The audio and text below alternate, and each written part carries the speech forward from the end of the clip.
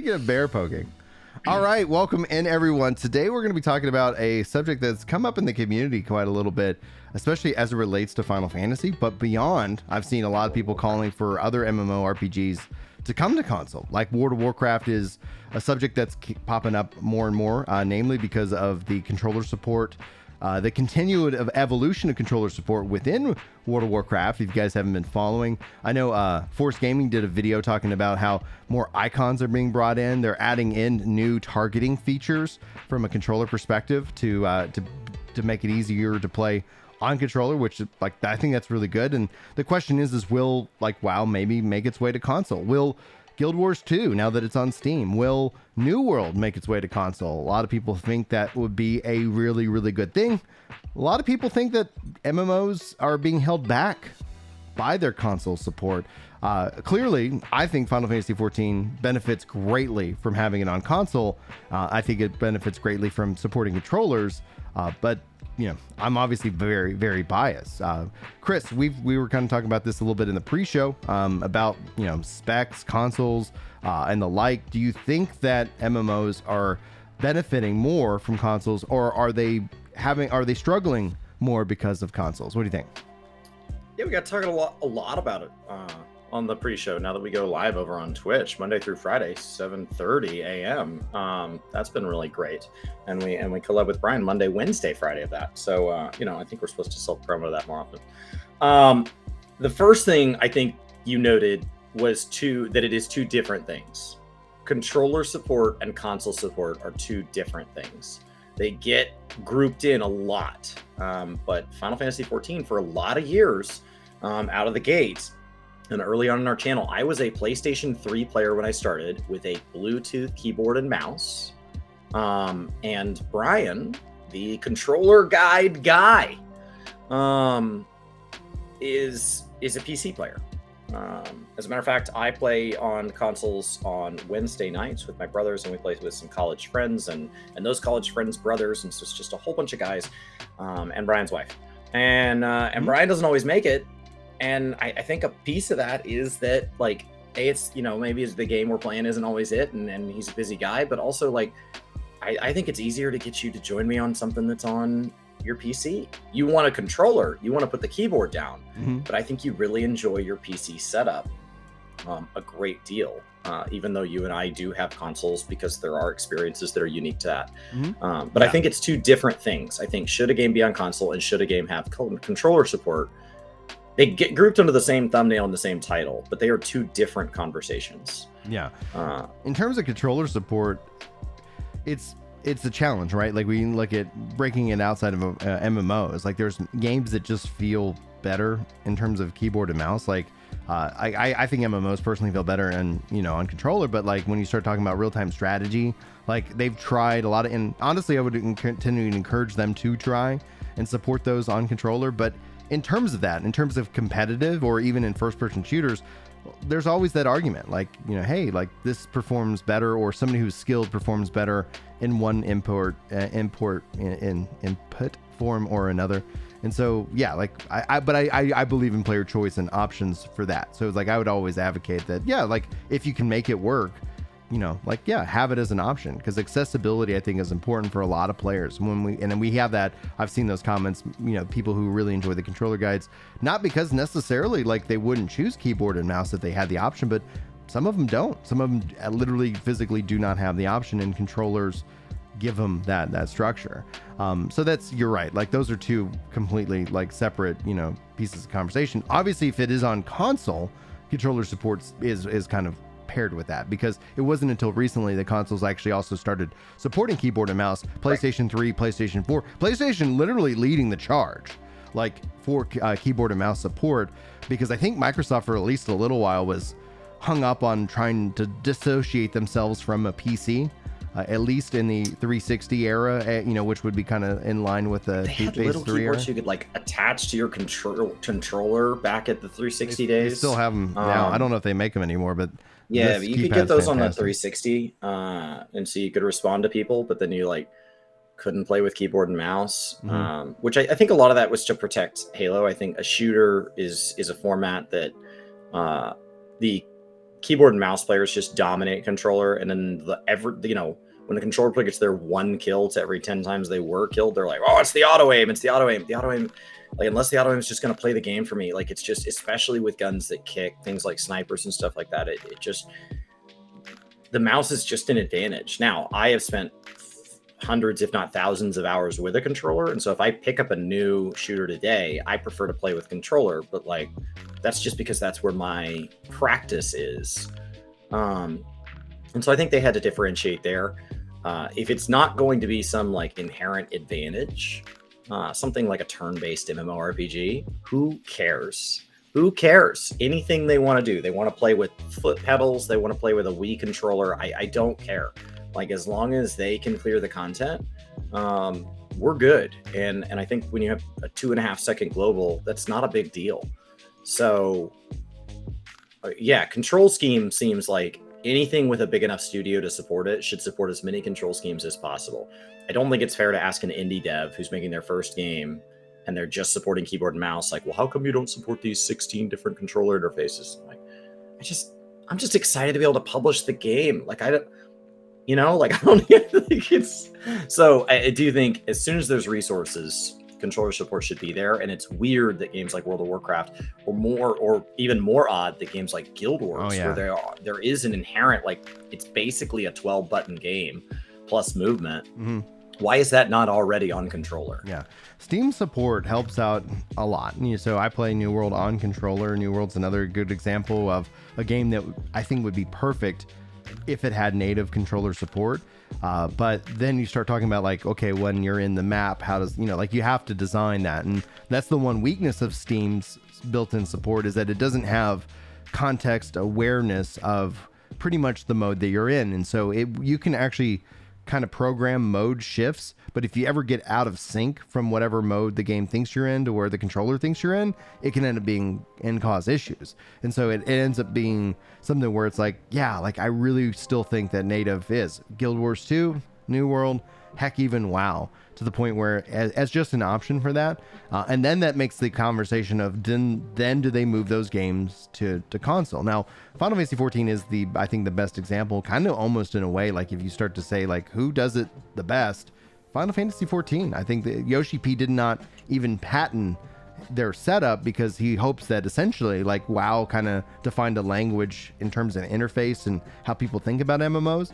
It would be really cool to see Final Fantasy 14 define that kind of as, like, oh, they're the ones who are kind of leading the charge, and everybody else is kind of learning from them and being able to adopt those kind of inputs. And so I would love to see, even if it wasn't, like, and an action game is a little bit different, in terms of, like, because ESO supports controller, but for that of something like WoW or Guild Wars or like, yes, that would be so much beneficial. And then the question is, you then spend the time and effort on porting it?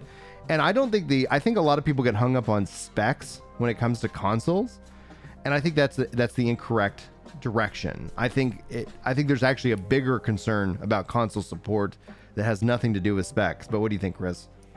I mean, I think when PlayStation introduces a new console, all they do is talk about specs. And so, like, we've been trained by the consoles that specs are king, and that's the reason to upgrade consoles. Mm-hmm. It's all about feature, never about benefit. It's all feature. And the closest to a benefit they get is third-party exclusives.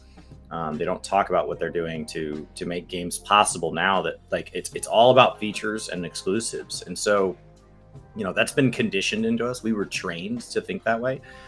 Typically, consoles fall above the minimum PC spec. So when I see people saying that consoles are holding the game back, they are most often a PC player that has been in a fortunate position these days. And it's not even just money, to have also just even been given the opportunity to acquire a good PC. I run my streaming rig on an NVIDIA 3080, and it's amazing. Mm-hmm. There are a lot of people that don't have a graphics card that's that new, and one day mine will be that graphics card. They're like, oh my God, you're on a 3080, that thing's ancient, because I'm going to run this thing for a while. And so when we talk about, like, if they would drop PS4 support in Final Fantasy 14, the game would move forward. The minimum spec, the minimum what they can expect from the PCs is oftentimes lower. It's oftentimes lower across the board.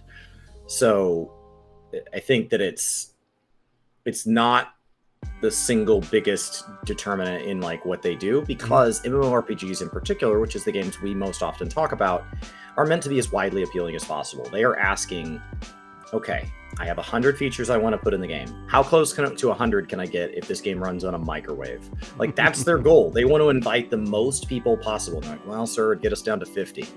Okay, what if I get you up to a Samsung fridge? We could support 85. I think 85 is plenty. Let's roll with the Samsung fridge. Like, I think that's the goal. And so when people are like, well, they should drop PS4 support, especially when if anybody's saying that because they assume that PS4 players can just move to PS5, like they can just go pick one up because A, they're not cheap, and B, you got there, you finally saved up that amount of money and you got to the store and they didn't have them. Like, I don't think that's a fair argument. So I do think they should be on consoles. I don't think consoles are what's holding this particular genre back. I think if you're talking about there are games that like the visuals are a bigger part of it, and then you have to ask like, well, how commercially viable is it to up the spec to the point where like, of course consoles are not supported, because also the minimum PC spec's incredible. So when it comes down to that, like when it comes to the specs themselves, I think the thing that frustrates me is that it's not like you drop PS4 that the game immediately gets better. I think in terms of especially a multiplayer game, and more and less than a subscription-based game, volume is critical. Like the idea behind the rating team, right? Like usually what it is like, oh, these fights, like I don't even think it's a visual thing. I think visually maybe you get a little bit, little bit of boost not having to have lower end PCs, but I think you cut off so many players that the finances just don't make sense. These games are built and grow and thrive off of more and more people playing them, and I think that when it comes down to it, it's that I just don't see how, like outside of, I think what would actually benefit MMOs more than anything else is some of the latest technologies that have happened, right? It's not actually about how these devices play. Let's just sit here and say like the spec argument in terms of like MMOs specifically doesn't make sense. Cloud computing, cloud, like AI, these kind of things and these kind of technologies, I think will be what help differentiate MMOs over the next, or here in around 10 years, when you start seeing these new modern MMOs kind of built with these kind of systems and ideas behind them, and how you then play them and engage with them is going to be something that will be interesting. I think consoles should be supported, but if people were worried about that, let's say the Switch, right? Let's say, should Final Fantasy XIV come to Switch? Immediately, a lot of people go, no, because Switch is the specs, and you're gonna have 14 would have to sacrifice things for that. Counter argument is like, no, Switch runs games on the cloud and in an online only game already. Right. You have internet. Like, why not just have somebody with a bad internet connection in Savage is not getting it clear. Right. Like, oh, but I have a 3090. I have a 3090. Who cares? Your internet sucks. You lose internet connectivity. Right. Nothing matters. I had a really good computer. This is one of the things that, like, again, specs wise, I couldn't clear Titan back in the day, back in ARR. I was like, man, what's going on? Well, it turns out there was a problem on my motherboard, and my network connection was messing up. And I did not know this until I got into the Titan fight, and I couldn't clear it. Because I was like, wait a minute, I have really good internet in this house. And then I went and checked, and then on my PC, the internet was just it was messed up. And then I go check every other device in the house that's on the internet. It's like, no, this has got a clear connection, low ping, and etc. What's going on? It turns out I needed to get a part replaced, and I did, and I was able to clear Titan. So it's like online has a massive impact, and that's where it's like, I think that MMOs, the more people you can get in, that is going to be better. And even if, let's say, that person, clearly PS3 was a struggle, right? That's where I think the argument comes in. But I think that discounts how much more powerful the PS4 was compared to the 3. And also how dropped a bunch of PCs at the same time they dropped PS3. Oh, PCs were people like PS3 is holding it back. They raised the spec across. They raised the PC spec, and when it passed PS3 got pushed out. Exactly. So it's like the PC was actually the lower spec machine than the PS3, yeah. And it's and still today the PC is still the lowered spec Yeah, you used to be able to run requirements. this game on an unbaked potato. Now it has to be a baked potato plugged into an alarm clock. So like it's come a long way, and our draw distances and our textures and all that are better for it. Yeah. You really feel it in some of the up close cutscenes and some of the older stuff. But even then, you clear the final cutscene of Endwalker max spec. It's not in the ballpark of what's being done in some of these other games. Yeah. And then when it's on the ballpark of what Ashes of Creation can show in an alpha. Like there are just prettier games than 14 from a graphic fidelity standpoint. How many pixels can they put on the screen, and how many ways can they calculate light and reflections and textures and like. But I mean, I personally don't think MMORPGs as a genre, graphics is the defining trait for me. Like, it's a cool thing, and like New World is beautiful, but like I like WoW, and WoW is super cartoony. If there was a Borderlands MMO tomorrow, all cell shaded, that'd be fine. Like it's not a game type that I play for beauty to get lost in. It's cool that it has it, but that's a feature just like anything else. I would rather it have a rewarding crafting system than better graphics, if that's a weird board meeting that they're in. Like, well, we have a weird choice here to make. It's like, I would rather, like, MMOs for me are just like, they're systems. They're systems, and I would rather the systems be balanced and well thought out and well supported, than them have like some graphics and visual effects artists that are just dominating the industry. Yeah, I think it's at this point in MMOs when we start to talk about that. And this topic itself is that I think MMOs that don't have a console strategy, or at least a ability to stream to a console, and Steam, you can count Steam Deck in that kind of fold now as kind of what I would say is a hybrid, because you build it for PC. It's a PC. It just happens to also be a console, as opposed to something where it's like, I need to publish through Microsoft or Sony, which is what I think is actually kind of the biggest detriment and the biggest challenge with consoles, is that Yoshi P, from an update perspective, has to get that update to the console manufacturer so that it gets certified, and that it gets rolled out on PlayStation. And the more that you add to that actually kind of slows down. That could have an impact on that process for making sure that updates go out on time to everybody. The other option is that you end up having kind of a console play space and a PC play space like ESO does. And my biggest complaint about ESO is that I can't, at a minimum, like, if you don't want to support cross play, which I think is a real critical component to multiplayer games, especially now, if you don't want to support that feature, not having cross save is the detriment, I think, to you. The ability to take your character and play in the different sandboxes, I think, is an absolute must. But when I start looking at things like Blue Protocol and Ashes and Pantheon and in the future, I think ultimately you're going to sit here and struggle, because imagine if you and your team or your friends, somebody's on PlayStation, someone's on PC, someone's on, whatever. If you are like, hey, let's go play this new MMO, and it's like, wait a minute, like, I can't afford a $3,000 machine or a $5,000 machine. Like, let's talk about that as just like a cost of gaming privilege, as opposed to like my $500 console. Like, cool, I'm in, I can afford that. That I just plug into the TV. And that I just There's plug no into the TV. peripherals, really. But it's the same kind of thing. Like, if any looter shooter wants to compete against Destiny 2, they have to have crossplay, cross save baked in. Otherwise, guess what people are going to just do? They'll go back to playing Destiny after like trying it out for a week and realize, like, well, it's more fun playing with my friends.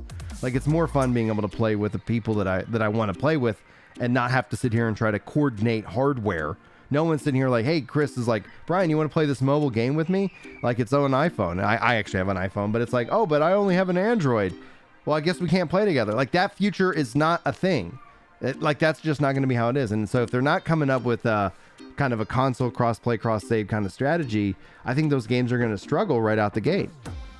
I mean, cross-play, cross-save varies by genre what that means. And so, like, when I play Call of Duty, I don't want to play with PC players. It's not fun, because inevitably there's going to be somebody that either is just incredible with a mouse and keyboard, or is using an aimbot, because I can just tell you that I literally like walked out past a doorway and got popped in the head 6 times in a row instantly. Didn't even see them. And like, that's just not fun. I don't mind having it as an option. The only concern there is then if like it starts to be, you have to wait 10 minutes for a match. If you have it disabled, then it's not an option anymore. So that's the only concern, is there's like a slippery slope concern. But like, Um, you know, when we go into like custom lobbies and stuff, we have some friends that play on PC, and we've done crossplay because like I know they're not like at that point it's not a big deal because they're not using an aimbot, and so that's going to vary by genre, but in the MMORPG space, there absolutely should be crossplay, cross-save across the board. At a minimum, cross-save. Mhm. The only exception is if they cannot police a platform the same way they do the others. If you have ever seen Diablo 3 on the Switch and you go look at like the top players, they have like 16 gems equipped to every single slot. And it's like that, but how do you do that, Chris? You can't even equip that many gems. Yeah, that's a really good freaking question. Like it's blatant. And because it supports offline play, the moment Final Fantasy 14 supported offline play on the Switch, then all of a sudden you're letting somebody take that off into their private dev environment and do whatever they want, and then remerge it with everybody else's crap. Yeah, and we had that problem back in PSO days. PSO, when it launched on consoles, had an offline mode and an online mode.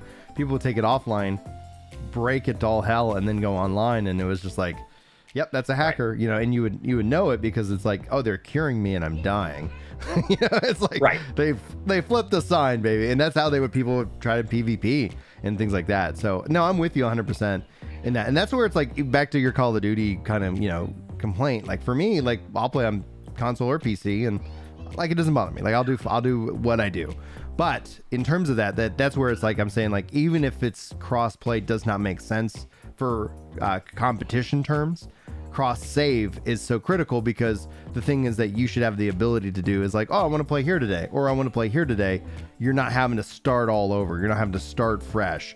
And that's what I think when you see games that don't have that kind of philosophy, it means that we're just going to migrate back to whoever does support that comfort and that design. So like in terms of Final Fantasy, like I do wish that it would come to Xbox, and we're still waiting. Phil says Yoshi P, like all the words say like they want this to happen, but Microsoft nothing in the way.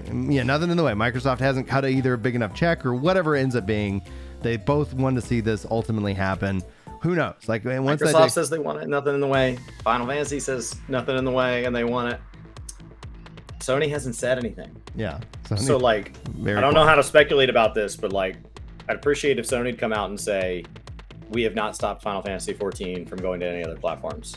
Yeah, that doesn't seem. Not saying that's what they're doing, but like, it'd be nice if they just kind of cleared the air, because I'm wondering where it is. Yeah.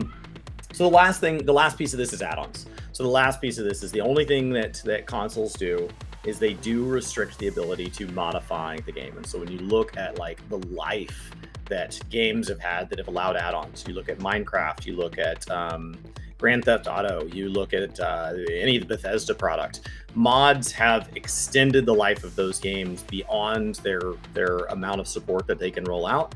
Then when you extend that to things like Guild Wars 2 and World of Warcraft, they have augmented that play. Everything from preferences and how to be advanced, all the way down to like accessibility and ability to do things like RP. And so like add-ons as a phrase, it usually gets linked to like DPS meters and things that help tell people to get out of the boss's bad stuff. But like add-ons as a category is enormous. And Final Fantasy 14's official stance is nothing that's an add-on. And so how do you resolve World of Warcraft going over there? Now they've added native support to World of Warcraft today, does about 1 billion things that more than it used to, yeah. Vanilla would have required as an add-on. Yeah. And so they have gotten better and better and better and better at rolling that stuff in, much to the bane of the add-on supporter, of the add-on people who have learned to make a living at that. And then their add-on just gets folded in native, and it's like, well, see you later. Thanks. So there is this kind of question of like, how do you resolve the add-on community? Well, essentially one of two things. Either it's hard in terms of console because of the certification and things like that. I think essentially you either kind of go Yoshi P's stance and saying we don't support it, but you start to learn from it, right? Like you use it as these are the features that PC clearly has. When it comes down to it, if you're saying that people aren't using add-ons at 14, then I'm going to say you're ignorant, because they are.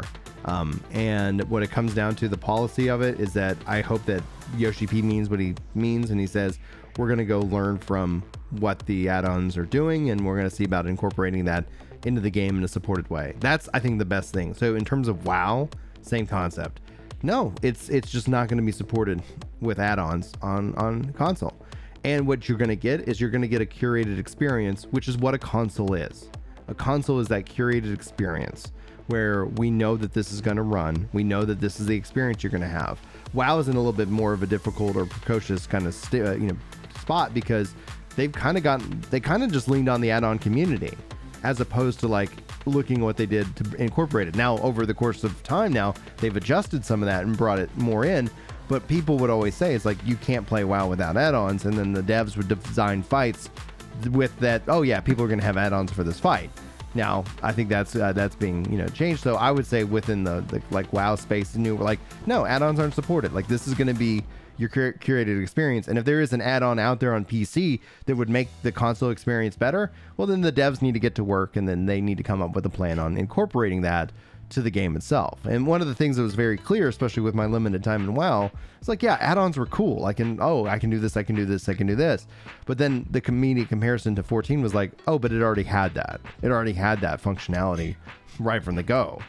So that go ahead. We mentioned we were talking earlier, right? Yoshi P said he wishes he had the budget of Blizzard. You know what also helps with that? Blizzard has gotten to avoid spending some of the money that Yoshi P spends, or spend it differently, right? His QA team gets to look at feedback reports from the PTR, which means that the number of testers is much larger, and then they get to look at direct feedback, and they get to see all these weird things, as opposed to they would have to go out and create all those weird circumstances. And so it's not that there's not a QA team on WoW. There is a QA team on WoW. But that QA team gets to function differently because he has the community involved, or Ian has the community involved in that process, and so it's the same with add-ons. It's not that WoW doesn't have a UI team; they do. It's not that they haven't continued to update what the game can do natively. They do, but they get to also continue to support and develop a API. And when they look at rolling something in, when they look at adding new unit frames, they get to say, okay, let's go out and let's sort by popularity, let's sort by rating, let's go look at reviews, and let's go check out the 27 most popular unit frame add-ons before we decide what to roll in. And so it's a huge advantage budget wise to be able to beg, borrow, and steal from the add-on community anytime they want to.